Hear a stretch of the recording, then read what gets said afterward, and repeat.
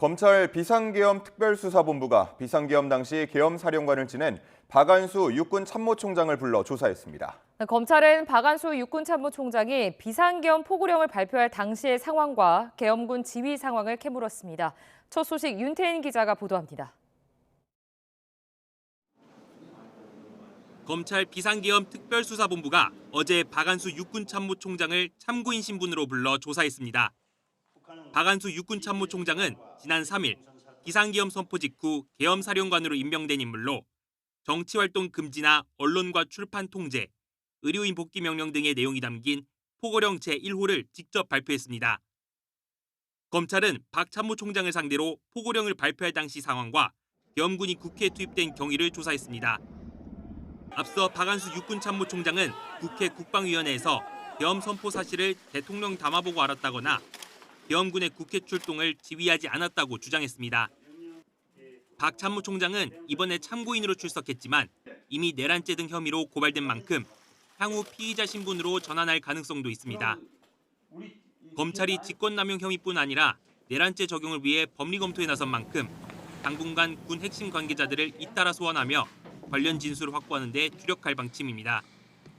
YTN 윤태인입니다.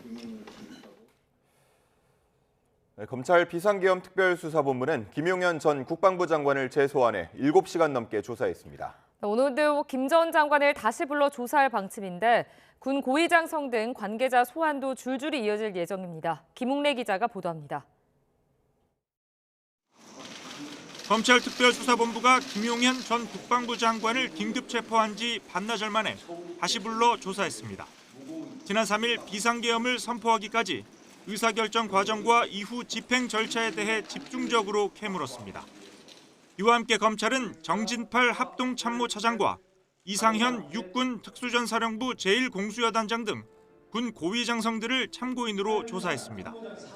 정 차장은 계엄 선포 직후 계엄사령부 부사령관에 임명됐고 이 단장은 국회에 투입된 2개 대대 중 하나인 제1공수여단을 지휘한 인물입니다.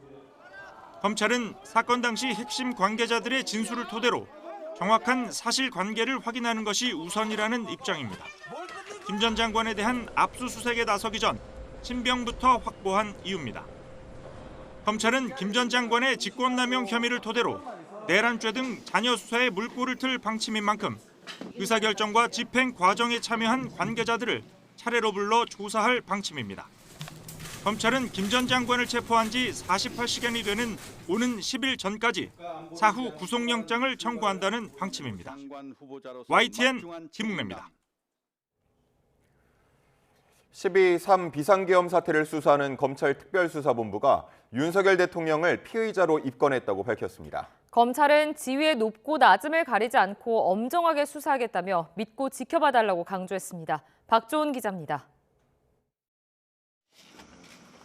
검찰 특별수사본부 설치 이틀 만에 기자브리핑을 연 박세현 특별수사본부장은 윤석열 대통령 관련 고소 고발이 접수돼 절차에 따라 윤 대통령을 피의자로 입건했다고 밝혔습니다.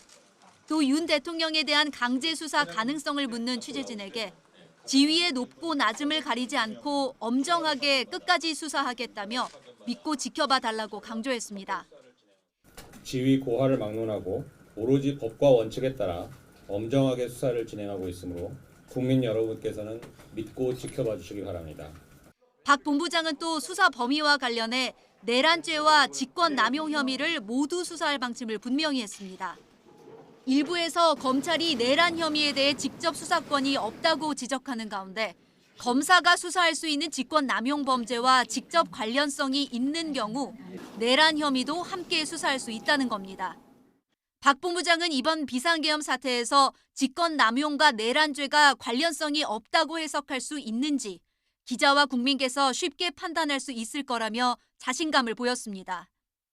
검찰이 비상계엄 사태에 대한 적극적인 수사 의지를 밝힌 가운데 과거 검찰 수장까지 지낸 윤석열 대통령에 대한 수사에서 국민이 이해할 만한 결과를 내놓을 수 있을지 이목이 집중됩니다.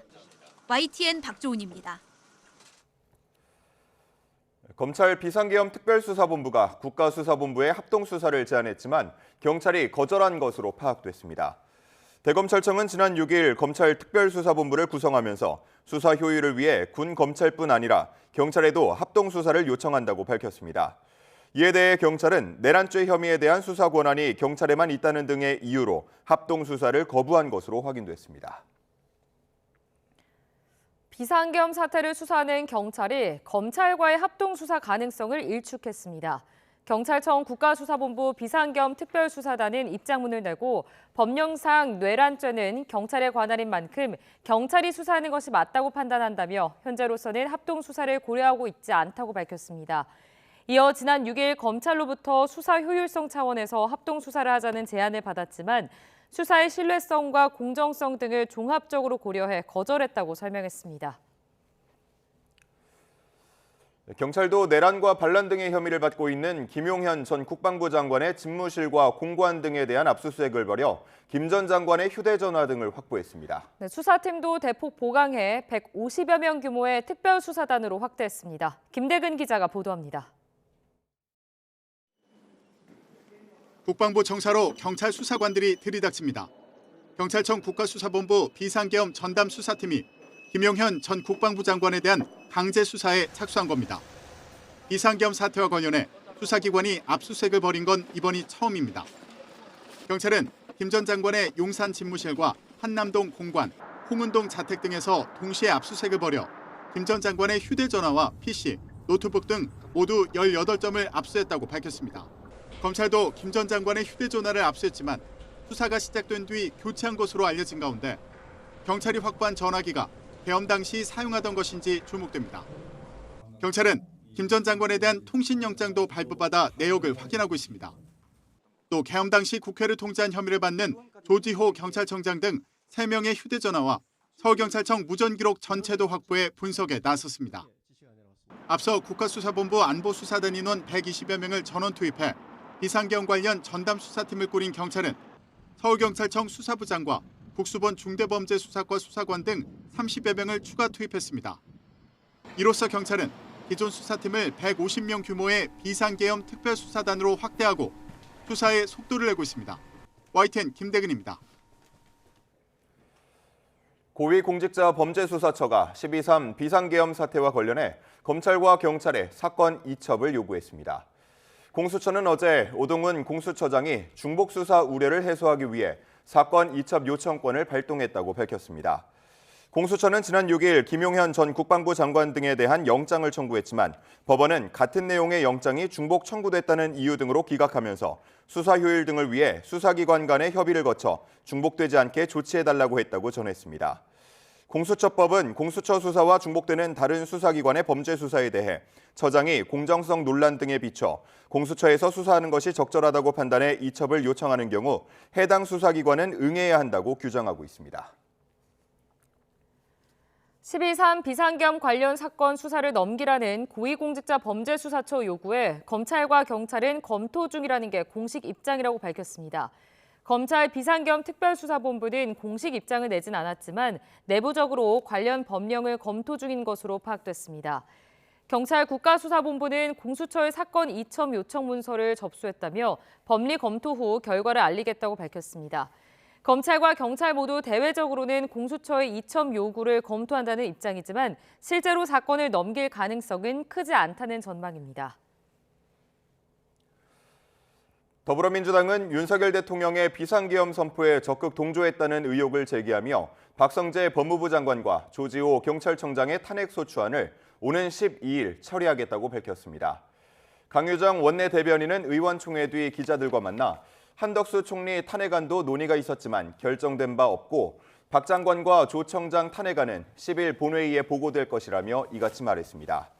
이어 조 청장은 직접 국회 외곽에 경찰력을 투입했고 박 장관은 계엄이 내란죄가 아닐 수 있다고 했으며 국무회의에서 계엄령에 동의했을 가능성이 높다고 탄핵 추진 배경을 설명했습니다. 또 윤 대통령 비상계엄 수사를 위한 내란특검법을 발의한다며 이르면 12일 처리할 계획이고 상설특검과 국정조사도 시행할 예정이라고 강조했습니다. 아울러 김건희 여사 특검법도 이르면 12일 통과시킬 수 있다고 부연했습니다. 정부 여당이 공동 담화문을 내고 윤석열 대통령의 조기 퇴진과 외교를 포함한 국정 운영 배제를 거듭 강조했습니다. 여당에선 한동훈 대표가 국정 정상화 작업의 중심축 역할을 자임한 셈인데 야권 반발에 더해 당내 이견까지 표출되며 진통이 불가피해 보입니다. 임성재 기자의 보도입니다. 한덕수 총리와 대국민 공동담화에 나선 한동훈 대표는 거듭 윤석열 대통령의 조기 퇴진을 못 박았습니다. 당과 정부가 중심이 돼 안정적으로 전국을 수습해 나가겠다고 공언한 겁니다. 퇴진 전이라도 대통령은 외교를 포함한 국정에 관여하지 않을 것입니다. 특히 집권 여당으로서의 역할에 방점을 찍었는데 국정 안정화 과정에서 당이 주도권을 주겠다는 점을 분명히 한 거란 해석도 나옵니다. 검경의 엄정하고 성역 없는 수사를 강조하면서 윤 대통령과 거리를 둔 것도 같은 맥락으로 읽힙니다. 정부나 당이 대통령을 포함해서 누구라도 옹호하는 일은 없을 것입니다. 한 대표는 한 총리와의 담화 직후엔 일부 친한계 인사들을 불러 향후 대책을 논의한 거로 알려졌습니다. 대표가 그 총리를 만나셨으니까 무슨 얘기가 있었는지 궁금하잖아요. 그래서 여쭤보려고 온 거예요. 의원님 지금 어떤 거 얘기하고 계세요? 어떤 얘기 하셨어요? 당내에선 다만 추경호 원내대표 사의 표명 이후 한 대표 중심의 해법 모색에 제동을 거는 기류도 감지됩니다. 중진들을 중심으로 대통령의 질서 있는 조기 퇴진을 위해선 현역 의원들과 당 원로 등의 의견 취합도 필요하다는 목소리가 공개적으로 터져나온 겁니다. 당 대표 개인에게 일임한 게 아니라 당 최고위원회 또 의원총회 등 의견을 폭넓게 수렴해서 국민 눈높이에 맞는 방안을 모색하라는 의미입니다. 대통령 권한을 국무총리와 여당이 공동 행사하겠다는 건 위헌 위법하다는 야권의 공세와 함께 여권 내 이견까지 수면 위로 떠오르면서 탄핵 정국의 돌파구 마련이 쉽지 않을 거란 관측도 나옵니다. YTN 임성재입니다. 일단 탄핵은 면했지만 입지가 좁아진 윤석열 대통령은 한동훈 대표의 조기 퇴진과 국정 배제 요구에 대해 별다른 입장을 내지 않고 있습니다. 네, 윤 대통령은 그러면서도 이상민 행정안전부 장관의 사표를 수리하는 등 인사권을 행사하고 있습니다. 강민경 기자가 전해드립니다. 윤석열 대통령은 여당의 결정 권한을 넘기겠다고 한 대국민 사과를 마지막으로 침묵하고 있습니다. 전국 안정 방안은 우리 당에 일임하겠습니다. 향후 국정 운영은 우리 당과 정부가 함께 책임지고 한남동 관저에 머무는 걸로 알려진 윤 대통령은 한덕수 국무총리와의 월요 정례 회동도 취소하는 등 사실상 대외 활동을 중단한 걸로 파악됩니다. 자신이 피의자로 입건된 계엄 사태 수사 흐름과 여당의 국정수습 방향을 지켜보며 대응책을 고심할 걸로 보입니다. 외교를 포함한 국정에 관여하지 말라는 한동훈 대표의 담화에 대해서도 대통령실은 입장을 내지 않았습니다. 다만 말을 아끼는 분위기 속에서도 용산 참모진 사이에는 한 대표의 주장과 여당의 결정을 분리해서 보는 기류가 있습니다. 조기 퇴진 주장 등에 대한 여당 내부의 여론을 좀 더 지켜봐야 한다는 겁니다. 일부 참모진은 탄핵소추안이 국회 문턱을 넘지 못한 만큼 윤 대통령이 인사권 행사를 포함한 국정 운영을 해나갈 수 있다는 주장을 하기도 했습니다. 실제로 윤 대통령은 이날 탄핵 위기에 몰린 이상민 행정안전부 장관의 사표를 수리했습니다. 대국민 사과 전은 김용현 전 국방부 장관의 사의를 수용하고 홍장원 전 국가정보원 1차장의 후임자로 오호룡 특별보좌관을 임명했습니다. 윤 대통령이 계엄 사태에 연루된 인물에 대한 인사권은 추가로 사용할 수도 있다는 관측이 나오지만 야권의 반발이 거센 만큼 이런 권한조차도 점차 제한될 거란 관측이 나옵니다. YTN 강민경입니다. 더불어민주당 이재명 대표는 한덕수 총리와 국민의힘 한동훈 대표가 대통령 퇴진 때까지 함께 국정 운영을 하겠다고 밝히자 즉각 반발했습니다. 대통령 권한이 사유물이 아닌데 대체 무슨 근거로 당정이 권한을 행사하겠다는 거냐면서 한 대표의 자격을 집중적으로 문제 삼았습니다. 정인용 기자입니다. 이재명 대표는 정부 여당이 지난 비상계엄 사태로도 모자라 헌정 질서를 파괴하는 2차 내란을 획책하고 있다고 주장했습니다. 한덕수 총리와 한동훈 대표가 대통령 퇴진 전까지 대통령 권한이 행사되지 않을 거라며 공동 국정 운영 의지를 밝히자 즉각 반대 의사를 나타낸 겁니다. 국민은 여당을 대통령으로 뽑은 적이 없고 총리도 대통령 유고 때만 대행할 수 있는데 어떻게 그런 회계망측한 상상을 할 수 있느냐고 쏘아붙였습니다.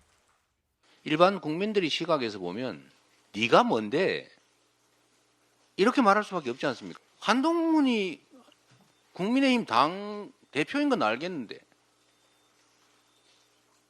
뭔 자격으로 국정을 또 윤 대통령이 이상민 전 행정안전부 장관의 면직을 제거하는 등 대통령 직무를 전혀 정지하지 않았다며 한 대표가 시사한 이선 후퇴도 사실이 아니라고 꼬집었습니다. 이 대표는 오는 14일 또다시 윤 대통령 탄핵에 나서겠다며 매주 탄핵 추진을 공식화했는데 김건희 여사 특검법도 될 때까지 함께 처리하겠다고 총공세를 폈습니다. 우원식 국회의장도 대통령 권한을 정부 여당으로 이양하는 건 위헌이라며 대통령 직무 즉각 중단을 위한 여야 대표회담을 제안했습니다. 위헌적 행위가 마치 정당한 일인 것처럼 국민을 호도하는 것은 국민 주권과 헌법을 무시하는 매우 오만한 일입니다. 국민과 세계가 지금 대한민국의 책임자가 누구냐고 묻고 있습니다. 이 대표는 우 의장이 제안한 회담에 즉각 응하겠다면서도 탄핵 외에는 임기 단축 개헌 등 다른 선택지는 없다고 못 박았습니다. 여야 회담에서 실효성 있는 논의가 이루어질 수 있을지 벌써부터 의구심이 제기되는 배경입니다. 여기에 이 대표는 사상 처음인 야당 단독 감액안만 반영된 예산안의 추가 삭감 조치까지 언급해 여야 극한 대치는 당분간 계속될 걸로 보입니다. YTN 정인용입니다. 우원식 국회의장은 그 누구도 부여한 바 없는 대통령의 권한을 총리와 여당이 공동 행사하겠다고 하는 것은 명백한 위헌이라고 비판했습니다. 우 의장은 권력은 대통령 주머니 속에 있는 것이 아니고 그 권한의 이양 역시 대통령 임의로 정할 수 없다고 지적했습니다. 이어 대통령의 직무를 즉각 중단시키고 현재의 불안정한 국가적 사태를 해결하기 위한 여야 회담을 제안한다고 말했습니다. 국회 예산결산특별위원회 소속 민주당 의원들은 대통령 탄핵 없이는 예산안 협의도 없다고 밝혔습니다. 이들은 국회 로텐더홀 기자회견에서 내란을 공모한 반헌법적 정부와 합의를 하자는 말이냐며 이같이 주장했습니다. 이어 정부가 대외 신인도를 지키고 내수 경제를 살리기 위해 내년도 예산안을 확정해달라고 하는데 계엄 사태를 해결하지 않는 한 대외 신인도 회복도 없다고 지적했습니다. 그러면서 정부와 여당이 탄핵에 따르지 않으면 우원식 국회의장이 시한으로 정한 내일 감액 예산안을 통과시키겠다고 강조했습니다. 이러한 민주당 입장에 대해 국민의힘 한동훈 대표는 국민을 상대로 한 협박과 다름없다고 비판했습니다. 한 대표는 자신의 SNS에 민주당 소속 국회 예산결산특별위원회 위원들이 정부와 여당이 윤 대통령 탄핵에 동조하지 않는다면 감액안을 통과시키겠다고 밝힌 보도를 공유하며 이같이 적었습니다. 이어 민주당이 감액 예산안을 그대로 확정하는 걸 협박 수단으로 쓴다는 건 잘못을 자인하는 것이라고 지적했습니다. 비상계엄 사태 이후 탄핵 정국으로 돌입하면서 우리 경제 불확실성이 더 커지고 있습니다. 최상목 부총리는 관계 장관들과 합동 성명을 내고 경제 문제만큼은 여야가 한 목소리를 내달라며 예산안 확정을 호소했습니다. 이형원 기자입니다. 비상계엄 후폭풍이 우리 경제를 뒤흔들고 있습니다. 탄핵 부결과 재추진까지 전국이 소용돌이치면서 경제의 불확실성이 커지고 있는 겁니다. 이에 최상목 경제부총리와 관계장관들이 긴급회의 전 합동성명을 서둘러 내고 시장 달래기에 나섰습니다. 경제팀이 총력을 다해 경제를 최대한 안정적으로 관리하겠습니다. 대외 신인도에 한치의 흔들림이 없도록 해외 투자자 국제사회와도 적극 소통하겠습니다. 이미 단기 여파는 금융시장을 덮쳤습니다. 계엄 선포 당일 1,440원을 넘어섰던 원달러 환율은 여전히 불안하고 우리 주식시장에서는 외국인과 개인 모두 투자금을 빼고 있습니다. 문제는 전국 불안이 계속되면 내수가 위축되고 우리 수출에도 악영향을 줄 수 있다는 점입니다. 내년에 출범하는 트럼프 정부의 관세 인상을 포함해 여러 변수에 대비할 골든타임을 놓칠 수 있기 때문입니다.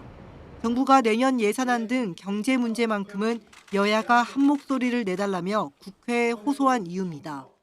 2025년 예산안이 내년 초부터 정상적으로 집행될 수 있도록 신속히 확정해 주시길 요청드립니다. 이와 함께 금융투자소득세 폐지와 반도체 특별법 논의 등 구체적인 사안까지 언급하며 정부도 국회에 적극 협조하겠다고 강조했습니다. YTN 이영훈입니다. 최상목 경제부총리는 어제 관계부처 합동성명 발표에 이어 비공개 경제관계장관 회의와 거시경제금융현안간담회를 잇따라 열었습니다. 최상목 부총리와 이창용 한국은행 총재, 김병환 금융위원장, 이복현 금융감독원장은 어제 오후 거시경제금융현안간담회, 이른바 F4 회의를 열고 이번 주말 상황에 대한 해외 언론과 주요 외국인 투자자들의 인식을 점검했다고 기재부는 밝혔습니다. 또 오늘부터는 국내외 투자자, 금융당국 등과 다양한 소통 계기를 마련해 현 경제 상황과 정부의 시장 안정 의지를 적극 공유하겠다고 밝혔습니다.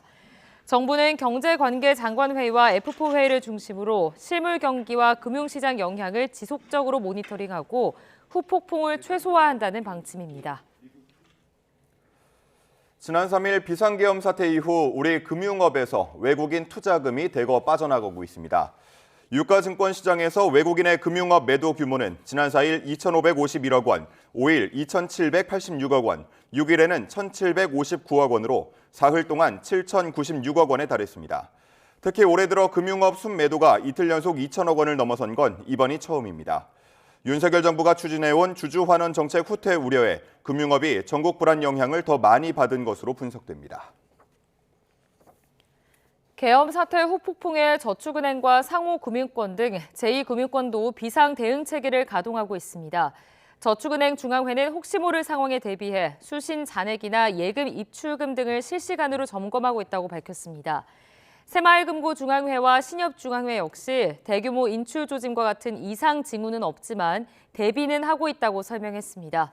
금융당국은 금융사고가 생기면 비상 대응 체계가 바로 가동될 수 있도록 이금융권과 관련 논의를 이어간다는 방침입니다.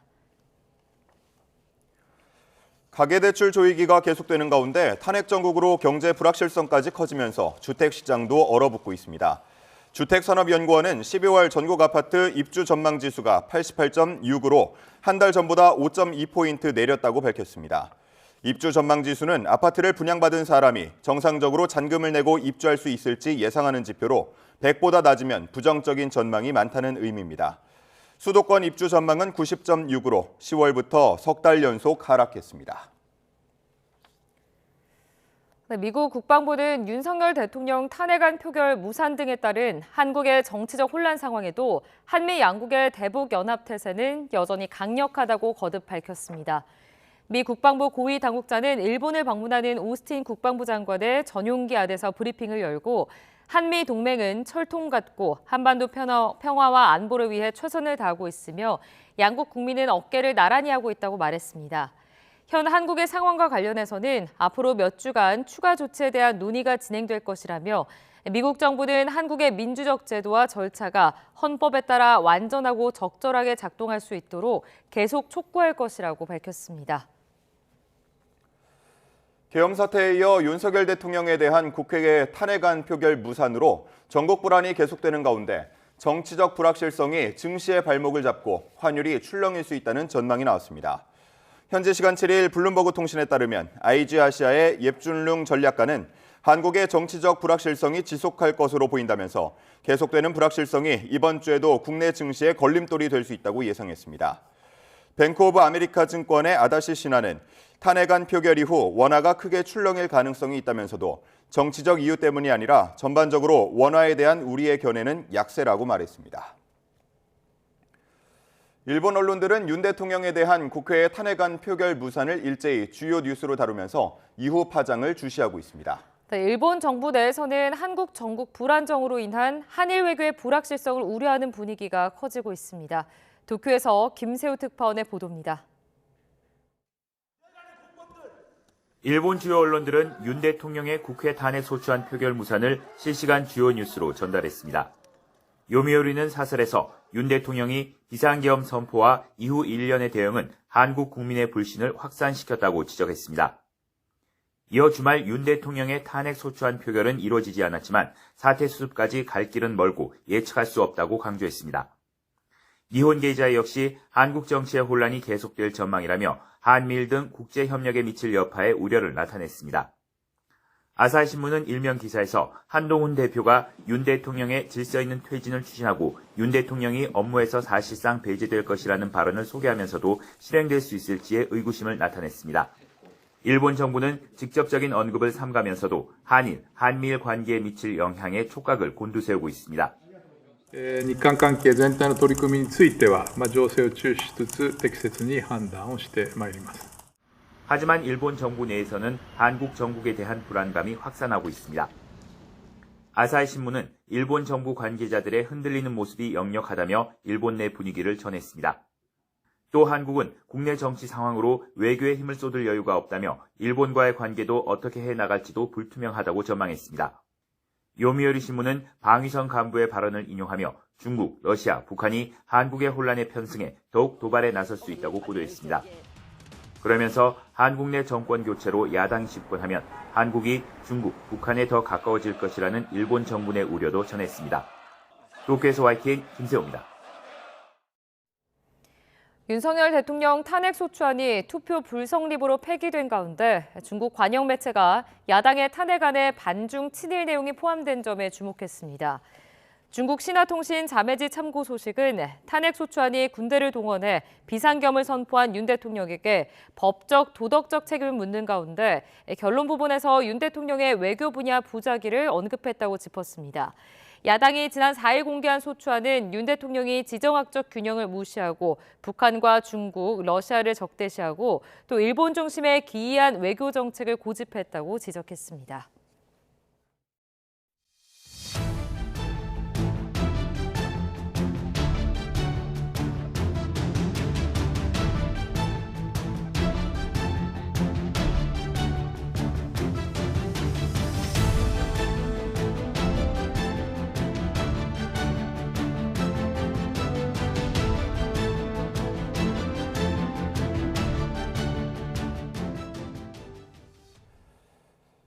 계엄 사태에 대한 전방위의 수사에서 가장 먼저 압수수색을 받게 된 국방부는 수사에 적극 협조하겠다는 입장을 밝혔습니다. 국방부는 또 이번 계엄을 실질적으로 이끈 의혹을 받는 방첩사 핵심 군 간부들을 추가로 직무 정지했습니다.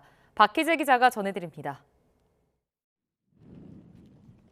국방부 청산의 3층에 있는 김용현 전 장관의 집무실이 경찰의 첫 압수수색 대상이 됐습니다. 다만 장관이 사용했던 컴퓨터 등에는 군사기밀 등이 포함될 수 있어 군 당국은 압수수색 현장에 군 법무장교를 입회했습니다. 국방부 관계자는 하지만 현 상황을 엄중히 인식해 검찰과 경찰의 수사에 적극 협조하겠다는 뜻을 밝혔습니다.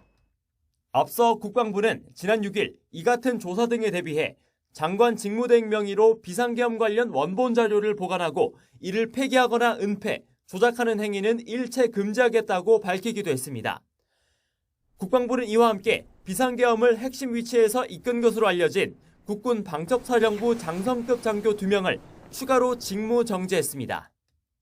대상은 방첩사 1처장인 정성훈 육군 준장 진급 예정자와 수사단장인 김대우 해군 준장입니다. 방첩사는 비상계엄 당시 한동훈 이재명 대표를 비롯한 정치권 인사 체포 시도와 계엄 포고령 1호를 작성한 의혹을 받고 있습니다. 다만 이 가운데 포고령 작성의 경우 여인형 전 방첩사령관이 YTN에 밝힌 입장을 통해 강하게 부인하고 있는 만큼 이에 대한 사실관계도 수사를 통해 진상이 가려질 것으로 보입니다. 곧이어 방첩사를 상대로도 수사당국 조사가 조만간 이뤄질 것으로 관측되는 대목입니다. YTN 박희재입니다. 민주당 추미애 의원이 비상계엄 선포 대비용으로 추정되는 군 내부 문건을 입수해 공개했습니다. 네, 국군 방첩사령부가 이미 지난달 여인형 당시 방첩사령관 지시로 계엄 선포를 준비한 정황이라는 게 추 의원의 주장인데요. 여 사령관의 최근 해명과 배치되는 대목도 보이는데 안윤약 기자가 전해드립니다. 추미애 의원이 입수한 계엄사 합수본부 운영 참고자료라는 제목의 방첩사 내부 문건입니다. 계엄과 계엄사령관, 합동수사기구의 법적 근거부터 주요 쟁점 등이 정리돼 있습니다. 추 의원은 여인영 전 사령관 지시로 방첩사 비서실이 작성해 지난달 보고되고 결심을 받은 문건이라고 밝혔습니다. 윤석열 내란이 사전에 치밀하게 모의한 정황을 담고 있다는 증거입니다. 문건엔 재적 의원 과반수가 계엄 해제를 요구하면 대통령은 거부권이 없다고 적혀 있습니다. 추 의원은 방첩사가 국회에 계엄 해제 요구권을 제한하려는 시도를 검토한 정황이라 주장했습니다. 이번 계엄에선 박안수 육군참모총장이 계엄 사령관으로 임명됐는데 이와 관련된 대목도 보입니다. 특히 보고서엔 1980년 5월 17일 당시 계엄 사령관이 발표한 포고령도 첨부됐습니다. 과거 사례를 통해 군사적 통제 방안을 세부적으로 검토한 것으로 평가됩니다. 계엄 사령관이 긴급한 상황일 땐 체포구금 압수수색을 할 수 있다는 포고령 내용도 포함됐습니다. 최근 여인영 전 사령관은 계엄 상황은 방송을 통해 확인했고 계엄 포고령 작성은 절대 없었다고 부인했습니다. 해당 참고자료 작성을 단순 지시만 했는지 또 여 전 사령관은 누구로부터 지시를 받았는지 등이 의문점으로 남는다는 분석입니다. YTN 안윤학입니다. 국회에서 윤석열 대통령의 탄핵소추안이 폐기된 다음 날 시민들은 같은 자리에서 윤 대통령의 탄핵을 촉구하는 집회를 또 열었습니다. 전공이 처단을 명시한 계엄사령부 포고령에 분노한 의료계도 잇따라 집회를 열고 의료개혁에 끝까지 저항하겠다고 강조했습니다. 백종규 기자의 보도입니다.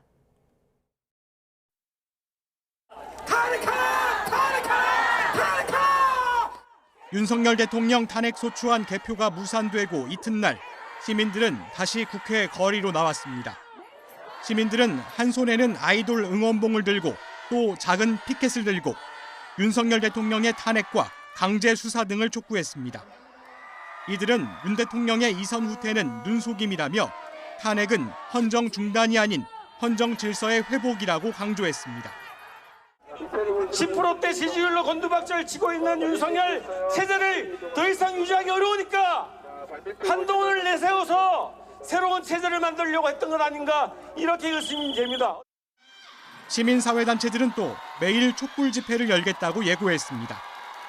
전공이 처단 명시 계엄사령부 포고령에 분노한 의료계도 거리로 나와 의료개혁 백지화를 외쳤습니다. 48시간 내에 복귀하지 않으면 처단한다.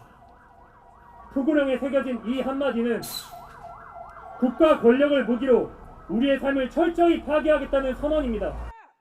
전국 의대 교수들 역시 시국선언을 발표하고 탄핵소추안 표결에 참석하지 않은 국민의힘 국회의원들을 향해 내란에 동조한 세력으로 역사에 남을 것이라고 비판했습니다.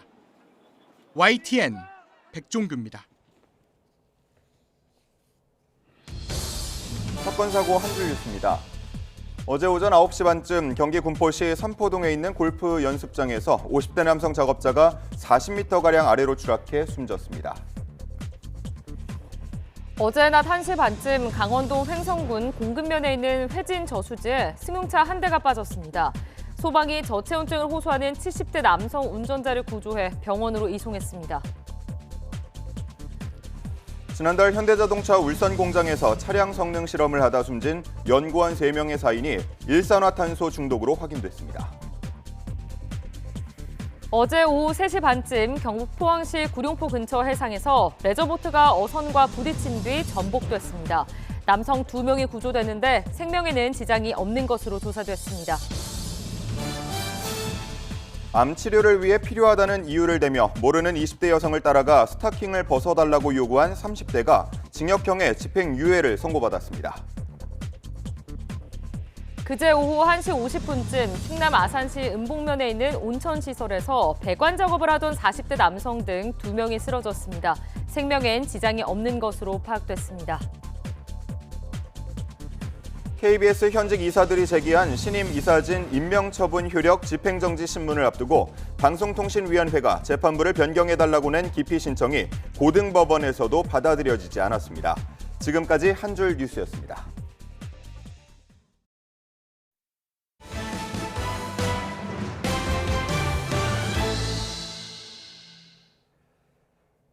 전남에서 생산한 농수산식품 수출액이 올해 역대 최고치를 기록했는데요.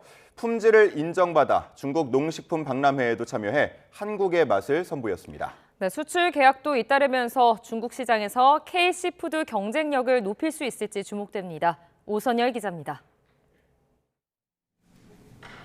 미역 잎과 줄기를 분리하고 깨끗이 씻는 작업이 한창입니다. 건조까지 마친 검푸른 미역을 차곡차곡 포장하는 손길이 분주합니다. 일반 물김보다 조기 생산하는 전남 진도 곱창김도 국내외 출하를 앞두고 쉴 새 없이 공장을 가동하고 있습니다. 지금은 이제 미국 하고 뭐 중국 쪽도 지금 이번에 가서 이제 수출 계약이 돼서 준비하고 있고요. 뭐 일본은 뭐 말도 할 것 없이 지금 많이 수출이 되고 있고요. 바다의 검은 반도체로도 불리는 김은 전남에서만 수출액이 4천억 원, 국내 수출액은 1조를 훌쩍 넘었습니다. 세계적인 인기를 끌고 있는 전남 해조류는 중국 선전 농식품 박람회에도 큰 인기를 끌었습니다.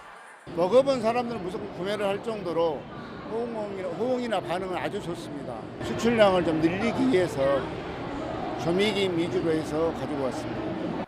이번 박람회에 출품한 김자반과 스낵 등 해조류 가공품은 맛과 품질을 인정받아 해외 구매자와 업체의 문의가 잇따랐습니다. 특히 전국 1위 김 생산지 진도구는 중국 업체와 해조류 식품과 지역 특산품 등 100억 규모의 수출 협약을 맺었습니다. 진도의 농수산물은 천혜의 자연환경에서 생산되는 제품들이고 농가에서도 농어가에서도 이렇게 정성을 들여서 만들고 있습니다. 이러한 우수한 우리 진도의 농수산물들이 해외에 널리 알려져서 수출이 더 확대되었으면 합니다. 한 해 농수산식품 수출 10억 달러를 목표하는 전남의 해조류 생산량은 전국의 90%. K시푸드가 식품업계 종사자 15만여 명이 참여하는 중국 선전 농식품 박람회를 통해 중국 시장 공략의 발판을 마련했습니다. YTN 오선열입니다. 영국 기업들은 정부 못지않게 온실가스 감축에 적극적으로 나서고 있습니다. 제품 생산 과정에서 발생한 탄소 배출량만큼 탄소세를 기업에 부과하는 제도가 유럽을 비롯한 다른 지역으로 확대할 가능성이 크기 때문입니다. 고재영 기자가 전해드립니다. 아이스크림이 쉴 새 없이 만들어집니다. 공장 내부에 있는 저탄소 냉동고가 눈에 띕니다. 이 회사는 저탄소 냉동 시스템을 구축해 회사에서 발생하는 탄소의 50%를 줄이고 있습니다.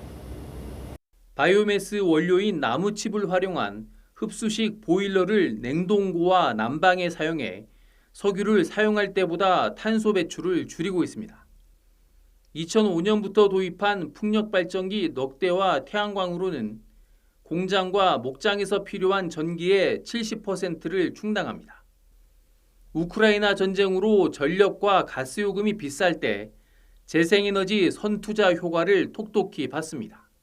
As time goes by, the oil and gas is coming from places in the world that we maybe don't want to be buying it from. So there's an opportunity now to keep investing and become less reliant on oil and gas generally. 이 양조장은 질소비료 대신 완두콩을 심어 땅을 보호하고 수확한 뒤 술을 만듭니다. 생산 과정에서 온실가스가 발생하는 질소비료를 사용하지 않아 탄소 감소 효과를 얻고 있습니다.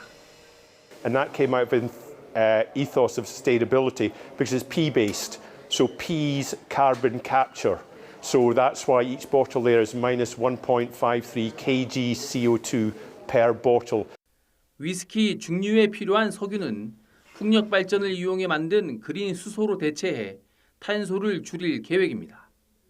이처럼 영국 기업들이 온실가스 감축에 열심히 나서는 이유는 최근 탄소 배출 과다 기업에 탄소세를 부과하려는 무역 흐름과 무관하지 않습니다. 영국 기업은 적극적으로 재생에너지를 활용해 저탄소 기업으로 변모하고 있습니다. 이를 통해 탄소 무역 장벽이 세워지는 세계 시장 흐름에 발빠르게 대응하고 있습니다. 스코틀랜드에서 YTN 고재영입니다. 시리아 반군이 본격적으로 공격을 개시한 지 만 열흘 만에 수도 다마스쿠스까지 점령하면서 13년간의 내전이 끝났습니다. 대를 이어 54년간 철권 통치를 이어온 알 아사드 가문의 독재가 종식된 겁니다. 신웅진 기자입니다. 총성이 축포로 울리는 가운데 시리아 수도 다마스쿠스 시민들이 반군의 입성을 환영합니다. 이슬람 무장 세력 하야트 타흐리트 알샴 HTS를 주축으로 한 시리아 반군은 다마스쿠스가 해방됐다며 승리를 선언했습니다. بيان رقم 1 غرفة عمليات فتح دمشق بسم الله الرحمن الرحيم تم بحمده تعالى تحرير مدينة دمشق وإسقاط الطاغية بشار الأسد وإطلاق سراح جميع المعتقلين المظلومين. 지난달 27일부터 공세를 강화한 반군은 제2의 도시 알레포를 점령한 데 이어 하마와 홈스 등 주요 거점을 차례로 함락하면서 다마스쿠스까지 하죽지세로 내려왔습니다. 반군은 전임 총리를 통해 정부와 공공기관을 통제하는 등 실질적인 통치에 들어갔습니다. 지난 2011년 아랍의 봄을 계기로 시작된 내전이 13년 만에 끝나면서 중동 정세의 또 하나의 변수로 등장했습니다. 조 바이든 미국 대통령은 이번 사태를 놀라운 일이라고 평가하고 시리아를 면밀히 주시하고 있다고 말했습니다. 그동안 미군은 반군 쪽을 지원해왔고 러시아와 이란은 바샤르 알 아사드 정권을 후원했습니다. 결국 러시아와 이란이 자신들의 전쟁으로 여력이 없어지면서 상황을 관리하지 못해 시리아 정부가 몰락한 셈입니다. The regime finds itself isolated, especially because on one hand, Russia is bogged down in Ukraine. But I think also more importantly, on the other hand, Iran is incapable of really responding effectively to protect and defend the regime. 바샤르 알 아사드 시리아 대통령은 비행기를 타고 수도를 떠난 것으로 전해졌습니다.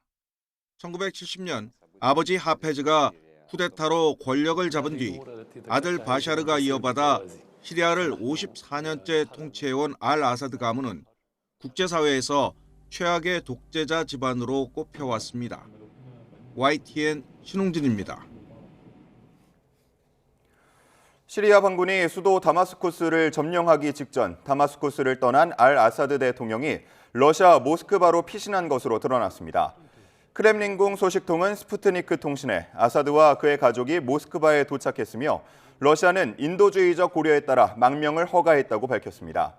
이 소식통은 또 러시아 관리들이 무장한 시리아 야당과 접촉하고 있다고 덧붙였습니다.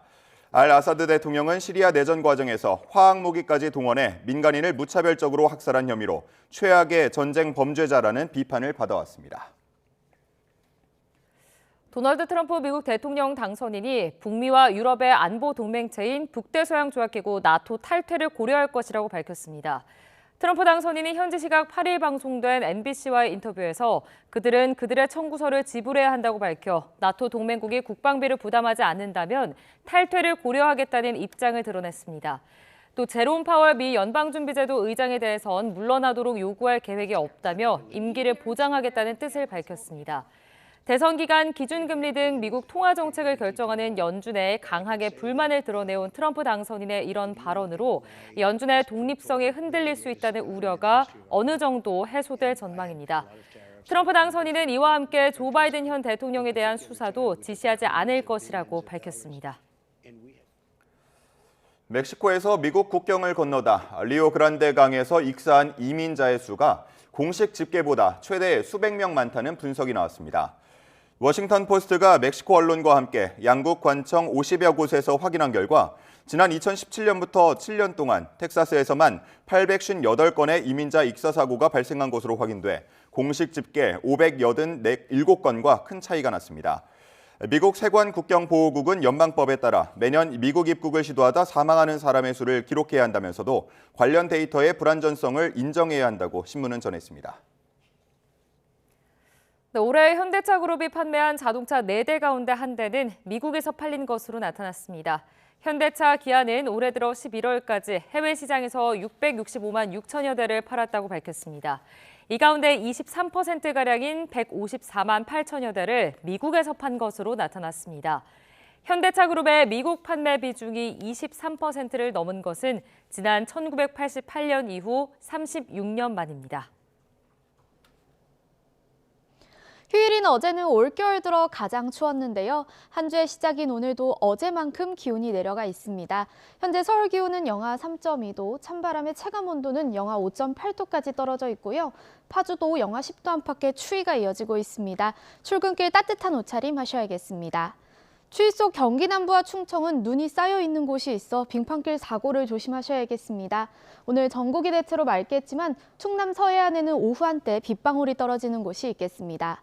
또 동해안은 대기가 메말라가고 있습니다. 현재 영동에는 건조경보가, 영남 동해안에는 건조주의보가 발효 중입니다. 산불 등 화재 예방에 유의하시기 바랍니다. 오늘 아침은 어제와 비슷한 기온으로 출발합니다. 현재 춘천 영하 8.7도, 청주 영하 3도, 안동 영하 6.7도를 보이고 있습니다.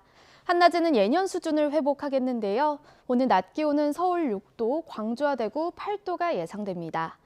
남은 한 주간 영하권 아침 추위는 계속되겠고요. 주 중반에는 동해안에, 주 후반에는 충남과 호남, 제주도에 비나 눈이 내릴 전망입니다. 날씨였습니다. 이상으로 뉴스타트 1부 마칩니다. 잠시 후 2부가 이어집니다. 시청해주신 여러분 고맙습니다.